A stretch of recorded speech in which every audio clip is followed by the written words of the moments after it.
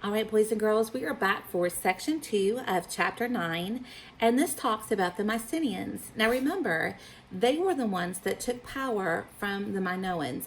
We're not exactly sure how the Minoans lost their power, but remember, it was a prince named Theseus. That was what the story said, who was able to defeat the Minotaur, and because the prince defeated the Minotaur, the Minoans lost all of their power. Okay? So, section 2, the Mycenaeans. The Mycenaeans came from the grasslands of southern Russia. Around 2000 BC, small groups started making their way west into Europe and then south through the Balkan Peninsula. Finally, they settled in the lowlands of Greece. The Mycenaean kings built fortress palaces on hilltops. In times of danger or attack, the people in the villages outside the palace walls took shelter within the palace.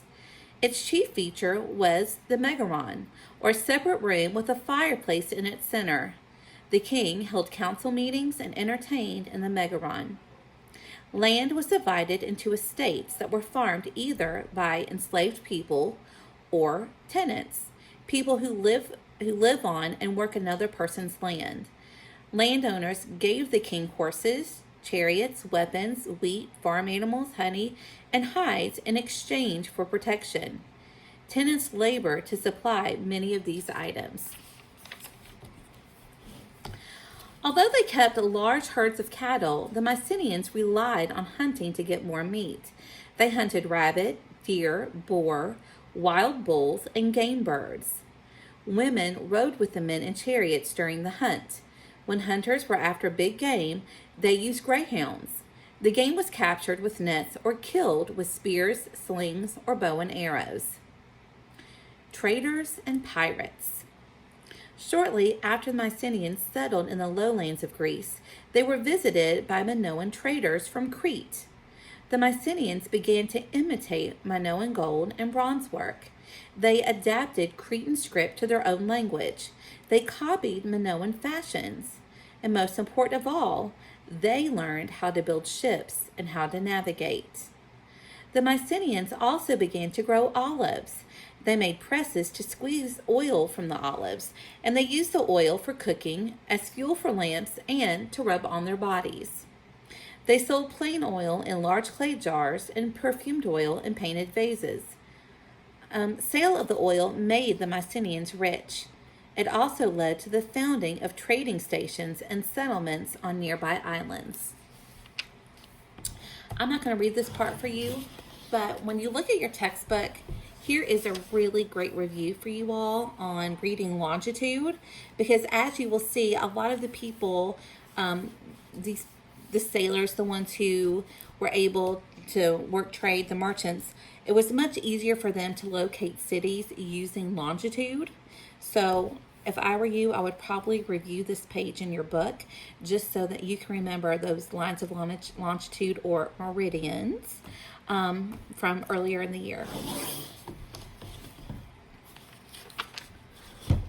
Despite their success in trade, the Mycenaeans were warriors at heart. In battle, they used large hide shields with wooden frames and fought with spears and swords. Their leaders wore fancy bronze armor.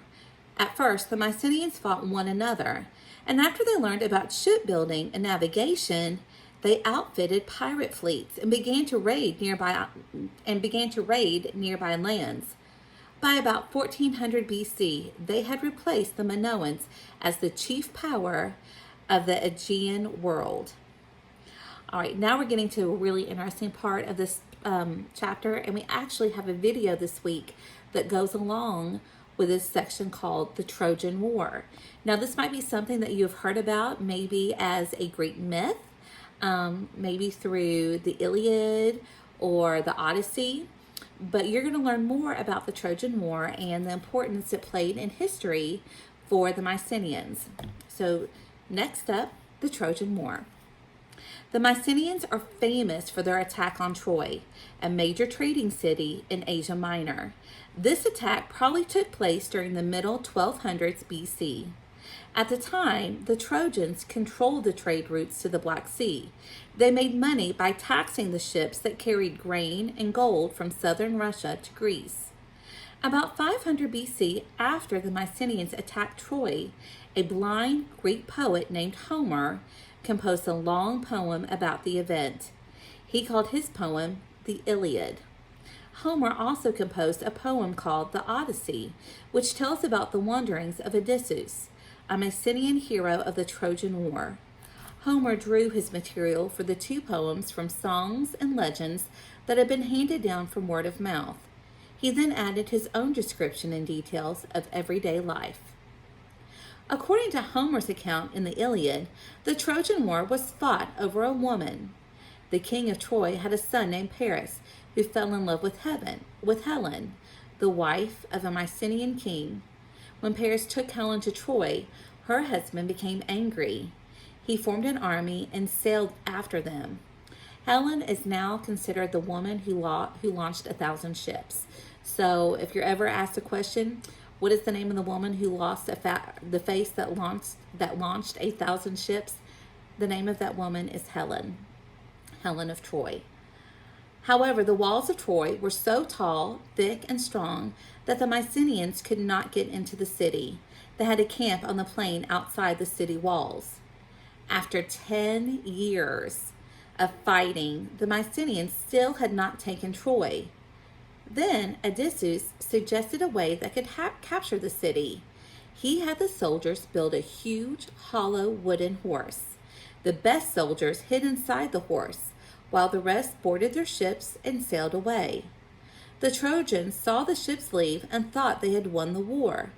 They did not know the Mycenaean ships would return after dark. The Trojans tied ropes to the wooden horse and pulled it into the city as a victory prize.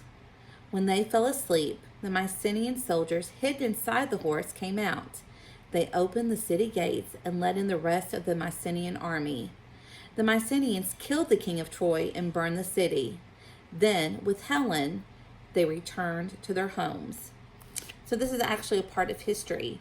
Part of your textbook too, which I think is very interesting, is about Homer.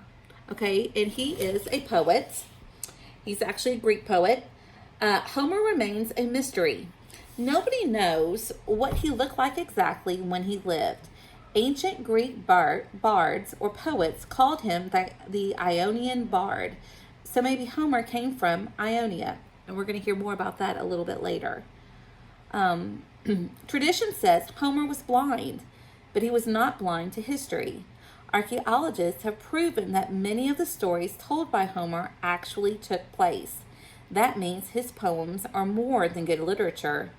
They are also good history. And so after this, I'm sure you all can watch the video that Miss Rhodas is going to post about the Trojan War. And so hopefully it makes you even more interested in it and a little bit more fascinating. You can also continue to learn more about the Trojan War because Homer's stories add more of that Greek myth with the gods and goddesses into his stories. So it's a little bit more entertaining, a little bit more fascinating. So hopefully this kind of piques your interest and you do a little bit more research on your own. The Dark Age. The Mycenaeans did not return to peaceful ways after crushing Troy. Instead, a series of civil wars, or wars between opposing groups of citizens, broke out.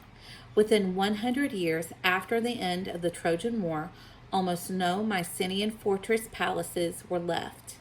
Soon after, a people called the Dorians entered Greece and conquered the Mycenaeans. Their iron swords were not as well made as Mycenaean bronze swords. Nevertheless, Dorian swords were stronger. Thousands of Mycenaeans fled the Greek mainland and settled in Aegean islands and on the western shore of Asia Minor. These settlements later became known as Ionia. As a result of the civil wars and the Dorian invasion, the Aegean world entered a dark age, which lasted until about 800 BC. It was a time of wandering and killing. Overseas trade stopped. The people of the Aegean region forgot how to write and keep records. The skills of fresco painting and working with ivory and gold disappeared. The Aegean world was cut off from the Middle East, and the people had to create a new civilization on their own. But they were also a very resilient people. the people started over. Once again, herding and farming became the main ways of life. Local leaders ruled small areas. These leaders called themselves kings, but they were little more than chiefs. At first, the borders of the areas they ruled kept changing, but in time, however, the borders became fixed, and each area became an independent community. The people of these communities began calling themselves Hellenes, or Greeks, and they worked hard to redevelop their culture and to learn new crafts and skills. The civilization they created flourished from about the 700s BC until 336 BC. So this is the beginning of the next unit over Greece, and kind of introduces you to maybe some of what you're more familiar with, but this is the very beginning. So hopefully you all enjoyed listening to chapter 9. I hope you do go back and reread for yourself. Good luck with your reading guide this week, and I hope you enjoy your video over the Trojan War. Bye. Have a great one. And again, if you have any questions, please reach out to me or Mrs. Rodas so that we can help you through all of this. You know, I always miss you. I look forward to seeing you and hearing from you, and I hope you have a great week. Bye.